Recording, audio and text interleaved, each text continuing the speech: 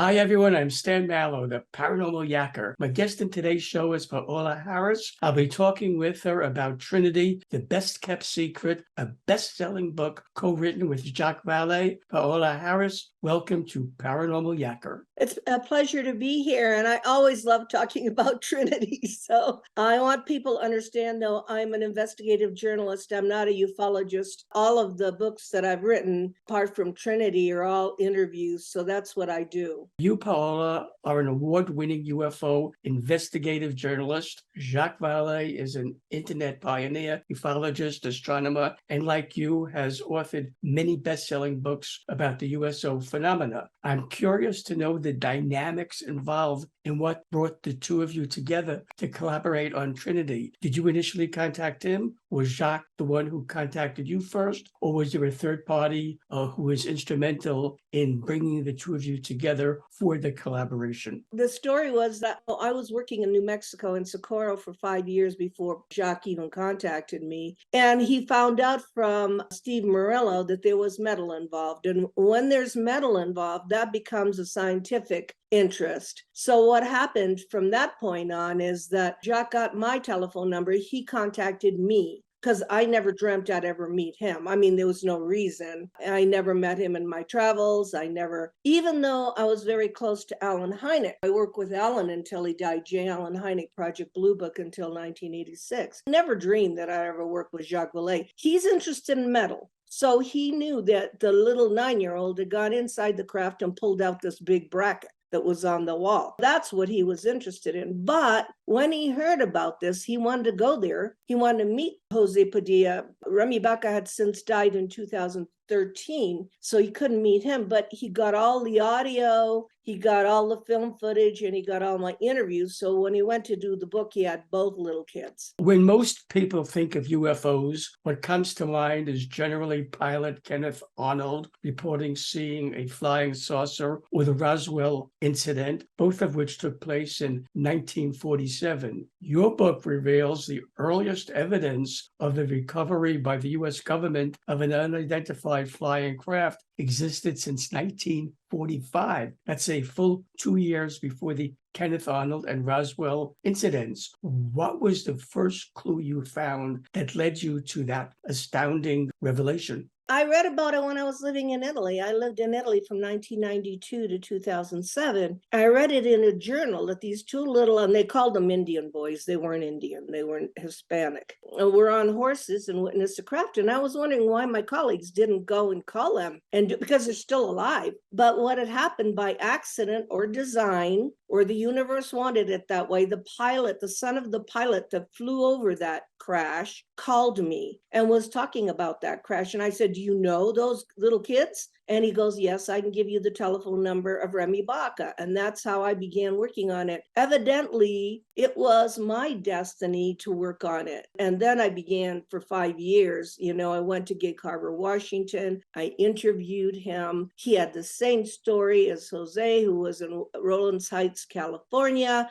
And they hadn't seen each other in 60 years. And you say, why did they wait so long? First of all, they lost track of each other. But second of all, Jose went in there and took something he shouldn't have taken from inside that didn't belong to him. So they're going to keep quiet about that. New Mexico's Alamogordo bombing and gunnery range, also known as the Trinity site, had a lot of secret war-related activity in the 1940s, especially the building of an atomic bomb. When did you connect the dots that there was a connection between what was happening at Trinity and the existence of UFOs? The crash site is 13 miles from Alamogordo. It's 13 miles from Trinity. The scientists, Oppenheimer, Fermi, all those guys working on it's top secret, would go into the Owl Barn Cafe. And those little kids were in the Owl Barn Cafe all the time. They saw Oppenheimer come in with his hat. Jose, even at 9 years old, would get in a truck and bring over a hamburger for the Owl Barn Cafe. And those scientists actually lived in quarters behind the Owl Barn Cafe. It was top secret. The people at the Owl Barn Cafe thought they were traveling salesmen. I've interviewed them. It was so secret. But then you get these little boys that see these scientists these little boys who are involved in the atomic bomb blast, that the repercussions, I mean, if you read the book, and it's beautifully written by Jacques, Jose's mother opens the door at 4:45 in the morning and sees the light of 1,000 suns. That's how they explain the blast, because they never told the people. They're living 13 miles away because this crash happened on Jose Padilla's property. They never told anybody. So the mother loses her eyesight in one eye, and Jose loses his eardrum. And the town is sick, and the cows are taken to Kentucky to be looked at. All of this stuff that's happening, of course, you're going to have a reaction from something. If you studied the UFO phenomena, you know that it's a reaction towards nuclear or something that's happening on the planet. It isn't just that whatever's out there is flying around for the heck of it and is on vacation. This is a direct response because they allowed these two little kids to see them come in. They allowed Jose and Remy to see them take out a piece of a radio tower and land. And they allowed the two little boys to go up and stand about 500 feet away from them. They allowed that. If they weren't going to make a statement, they would never have allowed that. Over several site investigation surveys, you and Jacques reconstructed observations by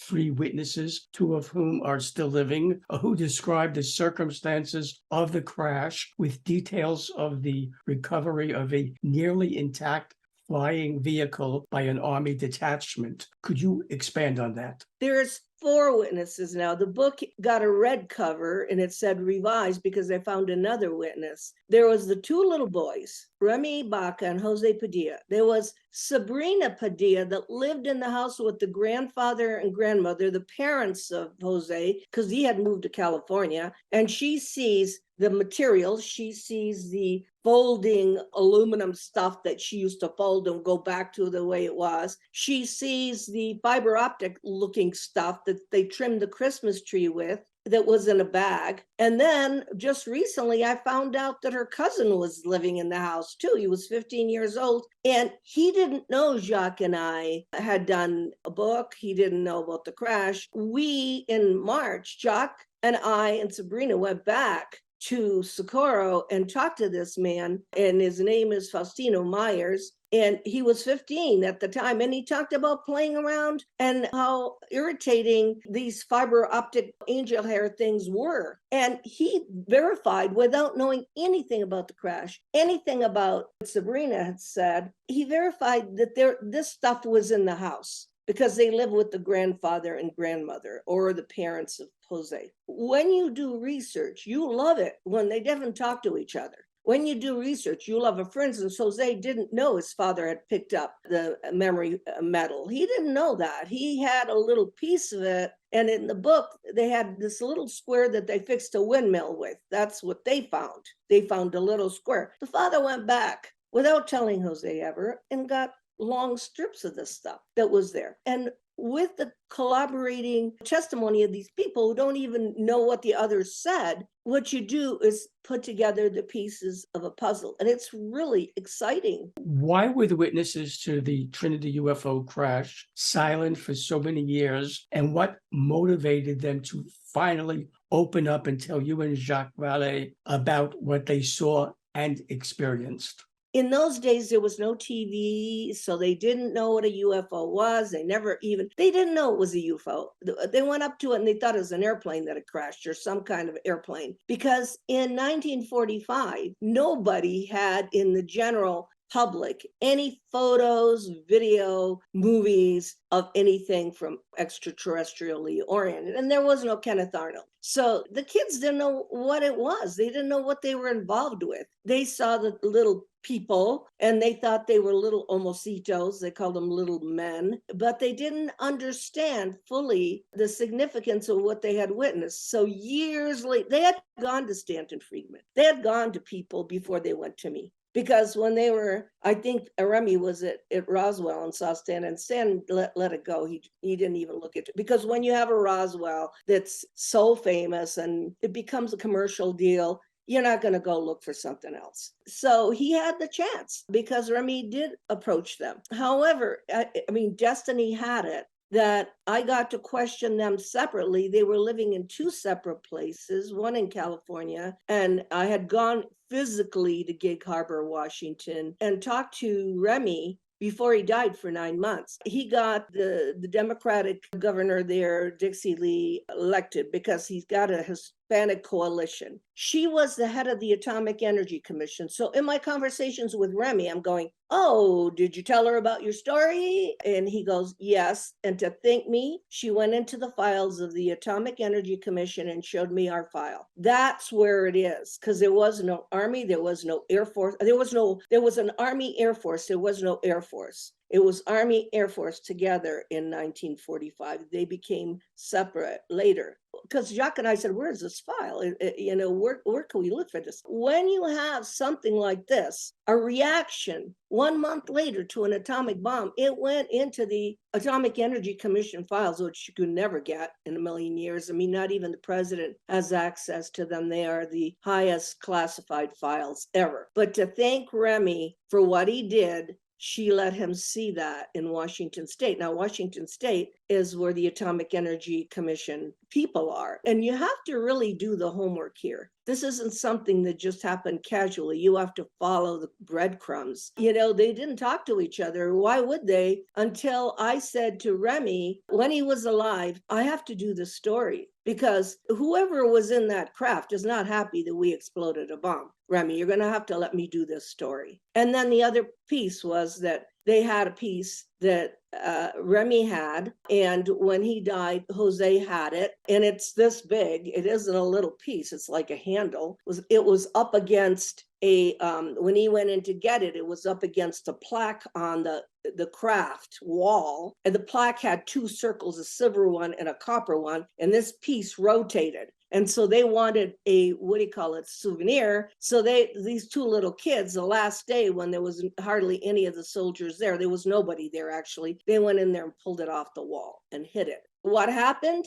After all, Remy died and I started working on it alone. Jose gave me the piece and I put it in my bank in a safe deposit box until Jacques came along. And then he took it to Stanford. I'd like to follow up on something you said, and that was related to one of the witnesses you interviewed who entered the craft and retrieved an item from it, which was shown to you and Jacques. How did that witness describe the inside of the spacecraft? And how would you, Paola, describe the retrieved item? Well, no, the inside, he said, was perfectly clean. It had nothing on the walls. There was no screws, no rivets. It was avocado shaped, so it was oval. And he said on the top was a little dome. So if you read the book Trinity, Jacques went to look at all the cases that have an avocado shaped craft and a little dome. He put in the Zlani Zamora case, which was avocado shaped, and the Valençol case with Maurice Mas in southern France, in Valençol. They're making a movie on the Valençol case right now. I was in southern France in September. I wanted to see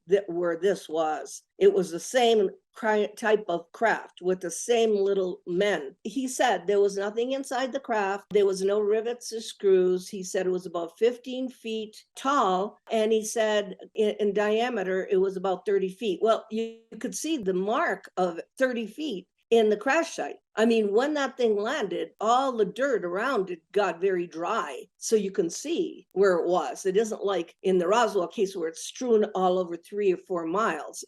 This thing was control landed. So when it landed, you could see where it landed. It landed 13 miles from the Trinity site. You can see the Trinity site right between the hills there. It was avocado shaped. So that's hard for people to wrap their mind around. They think everything is a saucer craft. No, there's all kinds of shapes of crash vehicles. And then on top of it all, the boys who were told not to go back to the site by the father, they went back every day. When they found 2 minutes that the Sentinel had gone to the Owl Barn Cafe, they ran inside. They actually jumped on the flatbed truck. They opened up the tarp and went into the door, the panel that was, broken off. And Jose Padilla, the 9-year-old, took a crowbar and just took it off the wall. It looks like a handle.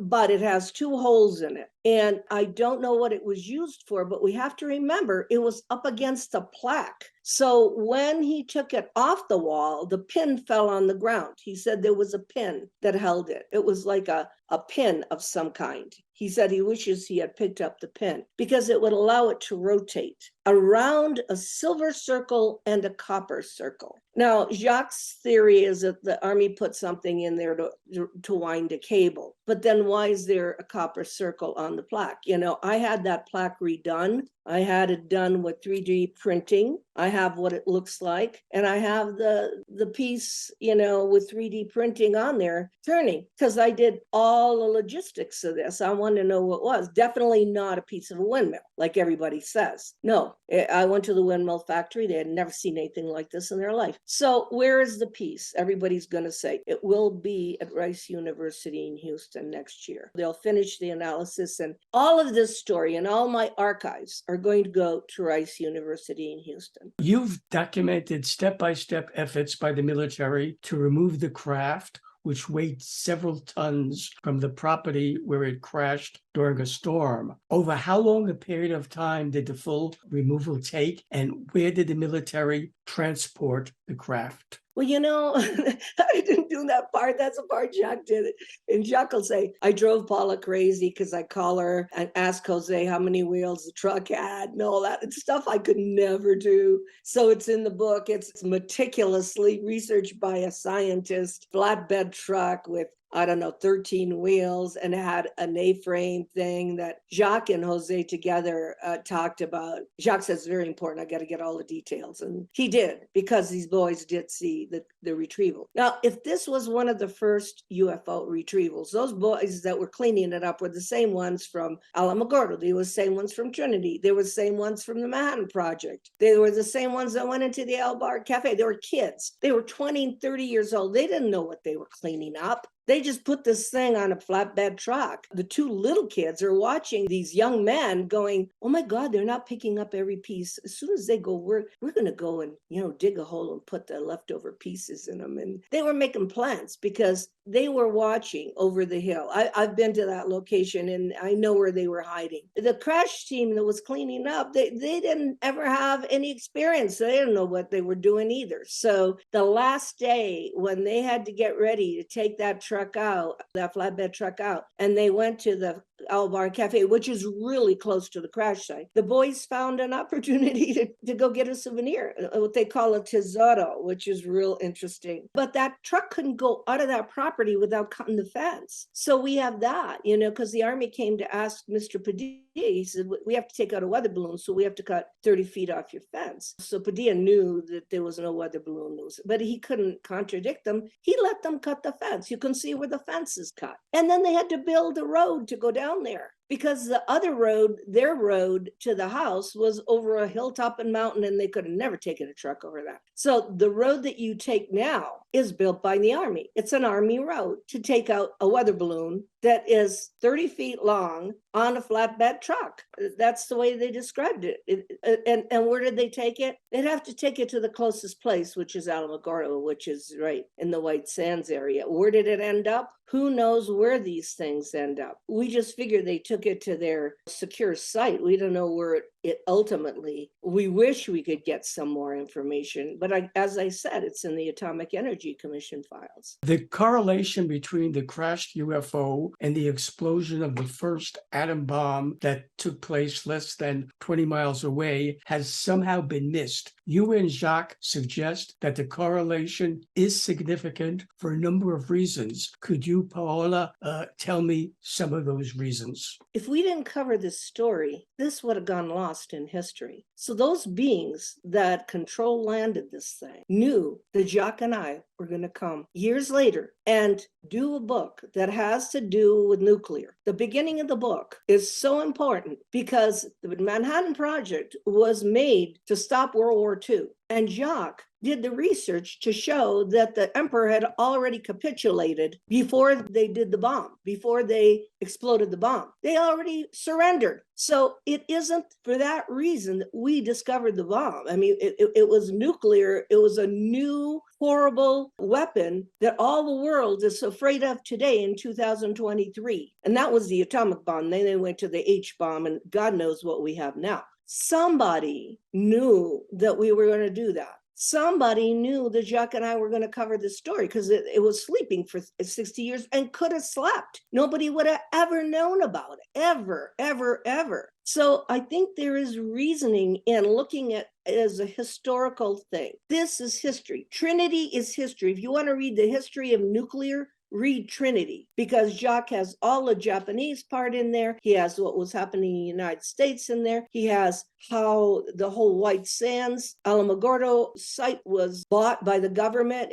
I think it was a boys' school before that. He has all of that history in this book. And then somebody knew that they were going to make a statement. Apart from the fact, I know you like the paranormal, that when Remy was looking at these beings, the three of them, they flashed in his head people falling out of a skyscraper at 7 years old. He had never even seen a skyscraper. He didn't even know what a skyscraper was. And he said, I saw a vision of people falling out of a skyscraper. Now that means that in some way, shape, or form, whatever was in there was time traveling. Because for me, that incident is 9/11. Since the publication of Trinity, have any government agents contacted you or Jacques? And to your best knowledge, have they tried to discredit or deny your findings? Something I imagine would be difficult for them to do, considering all the hard evidence you've amassed. You know what? The best way is just to ignore it. None of the people that I work with in the UFO community, all the famous people, I'm not going to name them, they never read Trinity. They never read the book. They never contacted us. They don't care. And our own people are the debunkers, and our own people are the censors, because they don't come on board and talk about this in a group. And if they would, collaborate, we'd get to the answer a lot faster. But the community is not a unified community. Now, some friends of ours, like Chris Mellon, he's a good friend of Jacques. He wanted to know. He actually met some of the witnesses. And me, I had an incident. I have a lot of incidents because I keep doing the boots on the ground research. I had an incident where somebody called Sabrina Padilla and said, Paola Harris is not coming to California to meet you. We'll take care of this. That wasn't too cool. I didn't know who it was or what they did, but I did go to California anyway. And, all I can say is that ignoring this book, ignoring this case is the biggest debunking of it, because nobody wants to address it. So I don't think the government needs to do anything. I remember Colonel Corso telling me once, we don't have to worry about you guys because you all debunk each other and we didn't have to jump in there as a government. So, if you heard negative things, it's because they never bothered to call us, do the research, or have a conversation. And that was really disappointing to me as a researcher. I was hoping we could all talk about it because it changes the history of ufology. But they still wanted to begin with Roswell. So what do you do? I'm thinking, come on. Are we all trying to find the answer? Because I do believe there's reasoning for these crashes. This wasn't the only one in the area. If you study, Ramsey did the Aztec crash, and he did a book on that, the Corona, a crash. They were all around New Mexico. They should be asking the question, what was going on? And why did it interest some extraterrestrial culture? Why did it interest them? And the part that's so mysterious for me is whoever crashed and whoever knew Jacques and I were going to do this book, because it's made a statement all over the world, more in Europe, South America, Brazil, France, than even in the States, because those people are interested in history. They read books. Our people are interested in YouTube. They like entertainment. So, I'm going to make a statement about that. The most of the feedback we've gotten is from other countries. And Japan just bought the rights to the books. So it's going to be interesting what they think when they read the part about Japan. You, Paola, and Jacques Vallee collaborating on a book is to me akin to the collaboration of Rogers and Hammerstein, who wrote so many hit Broadway shows. Their individual talents meshed flawlessly, as does the book you've collaborated on with Jacques Vallee, and which I loved. Now, having said that, I was wondering, Paola, if you would want to share with my viewers any other collaborations that may be on the horizon with you and Jacques, or is that something you're not ready to No, talk I about? think he doesn't want to stop Trinity. We have plans to go back down there. He has some ideas about other stuff that was going on down there. He wants to work on Trinity some more. It's me that he wants to work on Trinity some more. So we will be going back. We will, and then there are also possible movie in the workings. Jacques and I are not working on anything else together. However, I'm working on something else. I'm working in Latin America. I'm going to Argentina and Chile and Brazil, because I don't know if you know James Fox's latest movie on the Brazil case, but I knew Vittorio Paccaccini in 1997 when he was working on Virginia in the beginning, and I met him in Roswell. And I'm interested in the Latin American stuff because it's so real, and the people will talk, and they don't want money, they don't want to become famous, but they'll tell you the real truth. So I've gone on to do South American research. Jacques has his own research, but he doesn't want to stop Trinity because there's more there. Should viewers of Paranormal Yacker want to buy Trinity, The Best Kept Secret, or any of your other books, find out about events you'll be at, projects you're involved with, how do they go about doing that? Please buy the red cover because it's got Faustino Myers there, and boy, does he tell us about that material Christmas time. Can you imagine it's Christmas now, decorating your tree with fiber optics that are always lit? I mean, it's craziness. It's insanity. Anyway, the red cover Trinity, the revised version is on Amazon. So get it from Amazon. My books are all my interviews I've ever done, conversations with Colonel Corso, how do you speak to a ball of light, UFOs, connecting the dots, making sense of the UFO phenomena, UFOs gateway to a new phenomena. I have like my individual books, and those books are all my body of work, which is going to Rice University, and that includes Al Bielek, the Philadelphia experiment, the Charles Hall case, Dan Burish, I interviewed, Billy Meyer, John Mack, Alan Hynek. I mean, everybody that I worked with, all the real whistleblowers. I believe that you should go to the source to find out what they said. Those are in Paola Leopizzi Harris's book. And those you can find on Amazon, and my website, and I spell my name Paola, Paola, because I'm Italian, Harris, is paolaharris.com. So as far as any events, I'm going to be traveling the world lecturing. I have no more events I'm sponsoring. I just sponsored my last Laughlin event. It's a time where people have to go directly to the source, and the only way you can get it is by what they said. May I encourage people to read Trinity. It's a history book. And if you want to know how to put together the pieces of the puzzle, read what everybody else said too. Paola Harris, I thank you for being my guest on Paranormal Yacker. It's been great yakking with you. Thank you. Thank you so much. Take care. Hi, everyone. This is Stan Mallow, the Paranormal Yacker. I hope you enjoyed the interview you just watched. To be sure you're amongst the first to receive new interviews when they're released and to have access to previous ones, subscribe to my free YouTube channel. To do that, all you have to do is press the subscribe button on your screen.